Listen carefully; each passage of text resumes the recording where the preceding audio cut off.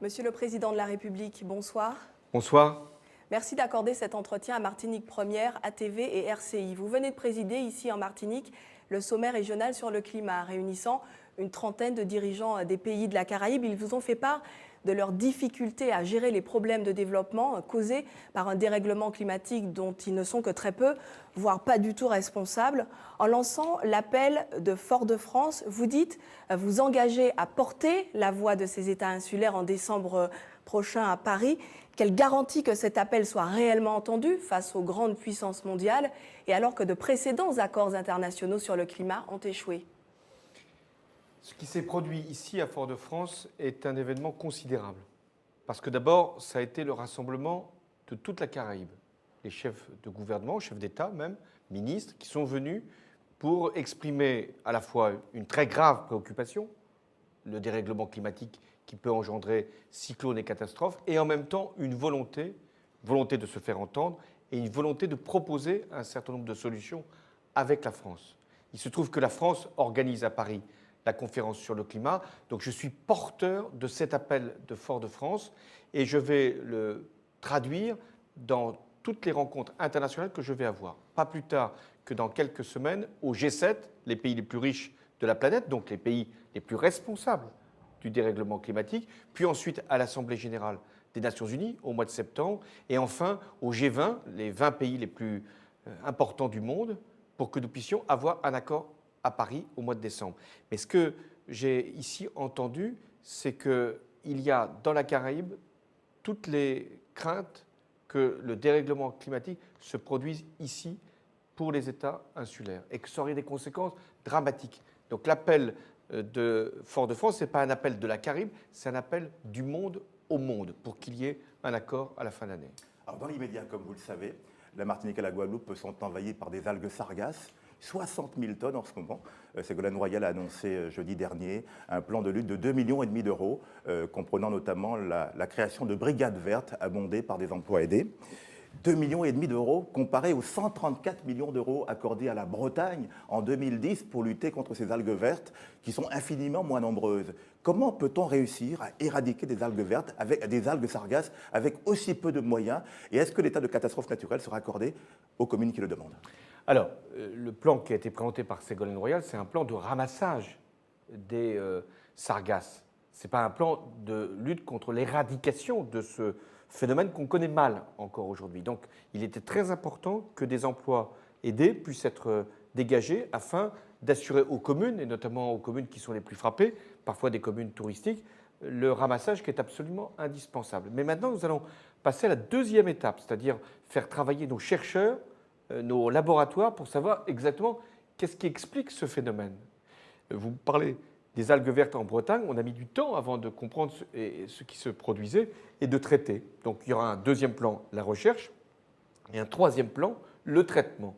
Et même on pourra utiliser ces sargasses pour valoriser ces déchets et pour faire en sorte que ça puisse être réintroduit dans l'économie circulaire, que les déchets puissent servir à produire de l'énergie. Mais nous n'en sommes pas là. Ce qu'il faut, c'est ramasser, puis ensuite connaître et enfin éradiquer. Et ça va prendre du temps, mais nous lutterons contre ce qui est une menace très sérieuse, y compris pour la santé de la population. Il faut y faire très attention. Et donc, j'ai mis en place tous les moyens de surveillance et également d'alerte par rapport à ce phénomène. Monsieur le Président, l'avenir de l'université préoccupe beaucoup d'entre nous ici. Sous votre quinquennat, nous sommes passés d'une université des Antilles et de la Guyane à une université de la Guyane qui a été officiellement créée au mois de janvier dernier. Mais en ce qui concerne l'université des Antilles, elle n'est toujours pas officiellement créée. Alors la question qu'on se pose, c'est qu'est-ce qui se passe, pour quelles raisons, et surtout qu'il y a de nombreux jeunes qui se posent la question de savoir s'ils vont venir faire des études ici dans nos régions, ou est-ce qu'il ne fait pas mieux d'aller à l'extérieur? Qu'est-ce que vous leur dites à cela? Est-ce que vous n'avez pas une part de responsabilité dans cela? Non, ce qu'on a voulu, c'est que la Guyane puisse avoir sa propre université et qu'il y ait finalement davantage de moyens qui puissent être donnés à l'université Martinique-Guadeloupe de façon à ce que les Antillais puissent aller dans cette université pour suivre un parcours d'excellence. Je veux aussi que l'université Martinique-Guadeloupe puisse être ouverte à l'ensemble de la Caraïbe pour faire venir tous les talents. Et on facilitera cette venue d'étudiants également de la région. Donc tous les textes vont être pris et toutes les procédures seront engagées pour que l'université ait non seulement le statut qui est indispensable, les moyens, et j'ai même ajouté aujourd'hui qu'il y aurait un IUT qui serait créé ici en Martinique, un département d'IUT et un département pour la Guadeloupe, ce qui fait 2 départements d'IUT dans cette université. Moi, je veux que les Antillais se forment dans leur université. Ça n'empêche pas qu'ils puissent aller dans d'autres universités, et notamment dans l'Hexagone. Mais là, nous devons aussi donner à cette université des moyens de recherche, parce qu'il n'y a pas d'université s'il n'y a pas de recherche. Et là encore, des moyens seront dégagés. L'université, Monsieur le Président, est également fragilisée par une affaire de détournement présumé de fonds au sein de l'un de ses laboratoires, le CEREGMIA. Près de 9 millions d'euros de subventions européennes, plusieurs rapports de la Cour des comptes, de Bercy, du Sénat ont pointé du doigt des incohérences de gestion au sein de ce laboratoire. Pourquoi l'information judiciaire ouverte il y a un an n'avance-t-elle pas si vite? Doit-on croire à des freins politiques à ce dossier judiciaire dans une année électorale majeure? Non, la justice, elle est indépendante. Et donc, elle travaille à son rythme. Moi, je préférais qu'elle aille plus vite, si vous voulez, mon propre point de vue. Parce que quand il y a un doute, une interrogation, une suspicion, mieux vaut la lever, ou s'il y a un manquement aux règles, sanctionner. Donc je veux que la justice puisse travailler librement, de manière indépendante, mais rapidement, parce qu'il ne peut pas y avoir cette tâche sur l'université ou sur un laboratoire de recherche sans qu'il y ait ensuite la vérité qui soit établie. Alors, on votera en décembre prochain, comme vous le savez, pour la mise en place de la collectivité unique en Martinique. C'est un grand chamboulement. Sauf que les élus sont inquiets sur le financement. Ils demandent 40 millions d'euros sur 5 ans. Qu'est-ce que vous leur répondez? L'État n'a pas d'argent, débrouillez-vous? D'abord, les élus ont voulu, avec la population martiniquaise, cette nouvelle organisation. L'État n'a pas imposé ce schéma. Il y a eu cette volonté d'une collectivité unique, et je pense que c'est un bon principe d'avoir fondu les compétences du département, de la région, pour donner plus de moyens et plus de force et plus de clarté. Mais nous accompagnons ce mouvement. Nous n'allons pas laisser la Martinique affronter ce qui est une mutation importante. Mais ça ne se traduit pas nécessairement par des subventions ou par des dotations. Nous allons, là aussi, à partir de janvier 2016, avec les élus qui seront choisis par les Martiniquais, faire en sorte que nous puissions accompagner, aider et aussi déléguer.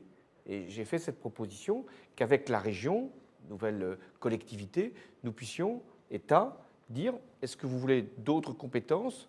Est-ce que vous voulez des adaptations? Est-ce que vous voulez des expérimentations? Bien sûr, avec les moyens correspondants. Si l'État n'exerce plus certaines fonctions, il est bien légitime, si c'est la région qui le fait à sa place, que la région reçoive les dotations correspondantes. Voilà ce processus. Je pense que c'est très important ce qui va se passer en Martinique, parce que c'est une aspiration qui existe depuis des décennies, de vouloir avoir des moyens autonomes et d'avoir les capacités d'agir.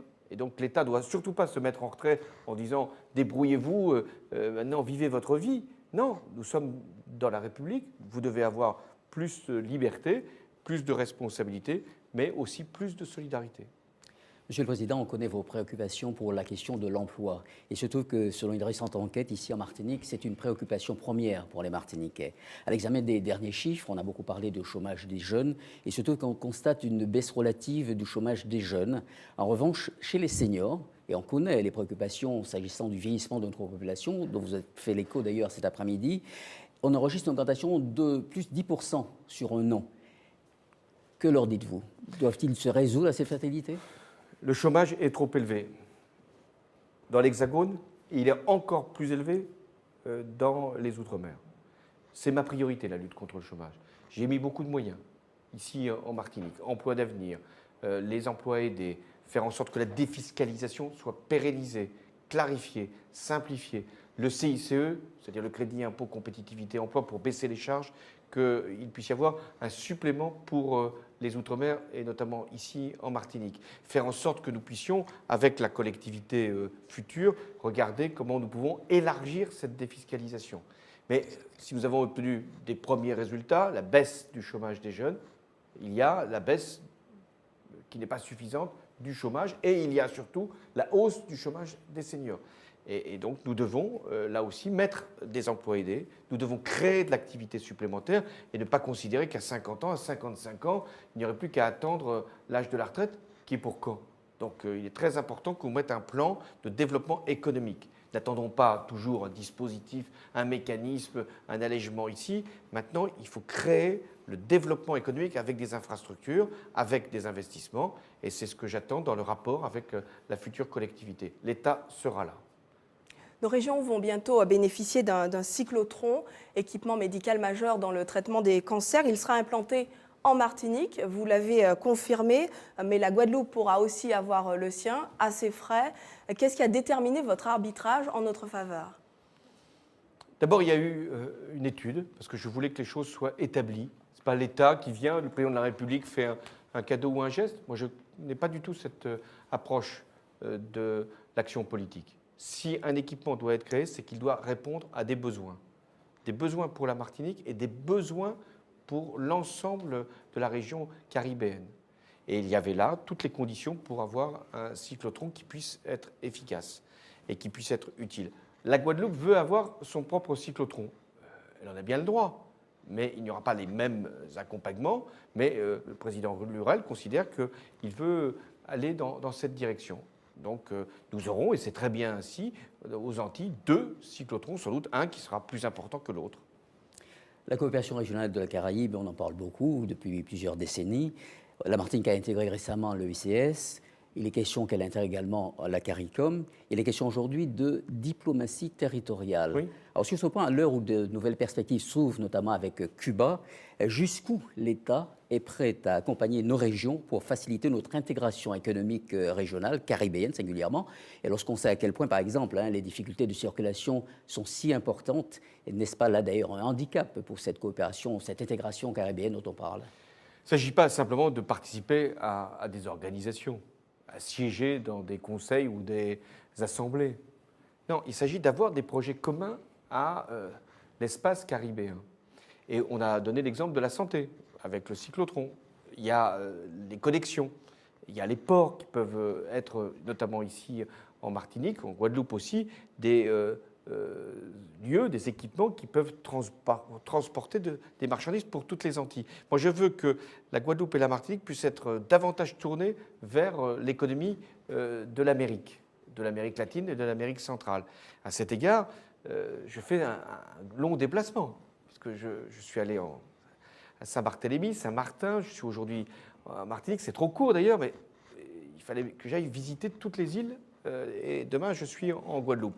Je vais aller à Cuba et après à Haïti. Pourquoi? Parce que je veux que ce soit dans le même ensemble que les Antilles puissent se développer. Alors qu'est-ce que vont faire les représentants des collectivités dans ces coopérations? Ils vont pouvoir mettre en œuvre des projets communs. Lorsqu'il y a des financements qui sont appelés, c'est bien normal d'en discuter avec l'État. Lorsqu'il s'agit de créer des espaces de coopération, il n'y a pas besoin d'avoir l'autorisation de l'État. Donc moi, je vais laisser une grande liberté à nos représentants, ceux qui auront été élus par les Martiniquais, par les Guadeloupéens, mais aussi à Saint-Barthélemy, Saint-Martin. Ce sera le même processus. Et la diplomatie française suivra ce mouvement. Et lorsqu'elle sera appelée, elle sera là. Mais je vais vous faire une confidence. C'est une chance pour la France. C'est une chance considérable. Car grâce à nos outre-mer, grâce à Martinique, Guadeloupe notamment, on peut rayonner sur l'ensemble d'une zone qui va s'ouvrir à nous, à la France, à vous, mais à nous tous. Et si je suis aussi bien accueilli, enfin, j'espère, à Cuba et à Haïti, c'est parce qu'on regarde la France comme étant voisine. Et donc c'est normal que les collectivités puissent représenter la France et que la France tire avantage de cette situation géographique extraordinaire. Moi, je considère que c'est un atout considérable que la France soit la 2e puissance maritime, que moi, je suis président de la République aujourd'hui, je suis dans tous les continents considéré comme appartenant à un continent. Je vais en Amérique du Nord, on considère qu'avec Saint-Pierre-et-Miquelon, je peux parler aux Canadiens et aux Américains du Nord, et je vais dans la zone Pacifique, je peux parler à l'Australie, à la Nouvelle-Zélande. Et ici, je peux parler à l'ensemble de l'espace caribéen qui me regarde, grâce à ces collectivités, comme un voisin et comme un ami. Une dernière question, Monsieur le Président. Vous inaugurez demain en Guadeloupe le Memorial Act dédié à l'esclavage. Mais là-bas, comme ici, comme vous le savez, il y a eu une grosse polémique en janvier dernier à la suite de votre propos, lorsque vous aviez dit que la Shoah est le plus grand crime jamais commis contre l'humanité. Ne craignez-vous pas, en tenant de tels propos, de hiérarchiser les génocides et quelque part d'encourager la concurrence des mémoires? Et que répondez-vous aujourd'hui à ces voix qui s'élèvent chez nous et dans la Caraïbe pour demander réparation pour l'esclavage? Il y a plusieurs questions. D'abord, je vais inaugurer une réalisation portée par la région Guadeloupe, le Memorial Act. Ça faisait des décennies qu'il était souhaité qu'il y ait un monument qui puisse parler des mémoires et de la mémoire de l'esclavage et de la traite. Il y avait un certain nombre de lieux qui existaient, y compris dans l'Hexagone, il y avait des lieux dans le monde, en Afrique notamment. Mais là, dans les Antilles, il va y avoir ce monument. Et qui va permettre de retracer ce qu'a été l'histoire de l'esclavage et de la traite. Et il ne s'agit pas d'avoir une volonté de mettre une hiérarchie entre les crimes contre l'humanité. C'est ce qu'on a pensé en vous entendant.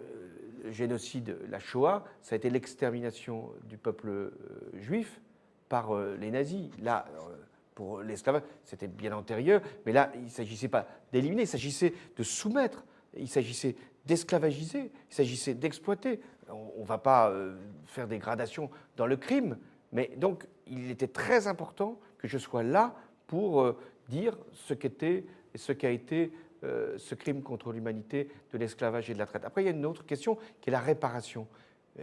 Mais Césaire avait déjà dit l'essentiel là-dessus. Ce monument correspond aussi à une forme de réparation mémorielle. Et nous avons aussi un devoir qui est de lutter contre l'esclavage aujourd'hui. Parce qu'on pourrait se dire, mais c'était il y a bien longtemps l'esclavage. Mais il y a encore des hommes qui sont, des femmes, des enfants qui sont transportés sur des navires par des négriers qui les laissent couler en pleine mer Méditerranée. Il y a des jeunes filles qui sont enlevées, violées, vendues sur le marché aux esclaves. En Irak ou en Syrie, il y a des personnes qui sont traitées comme du bétail, comme de la marchandise. Et donc nous devons lutter contre l'esclavagisme des temps modernes, de l'exploitation des enfants. Donc c'est aussi ça le message qui va être prononcé et qui va pouvoir éclairer ce que nous faisons à travers cet acte mémoriel nécessaire qui est celui de la création de ce lieu de mémoire. Merci, Monsieur le Président, Merci à vous accordé cet pour entretien. Votre voyage donc se poursuit en Guadeloupe, à Cuba et en Haïti. Bonne route. Au revoir. Merci à vous. Merci.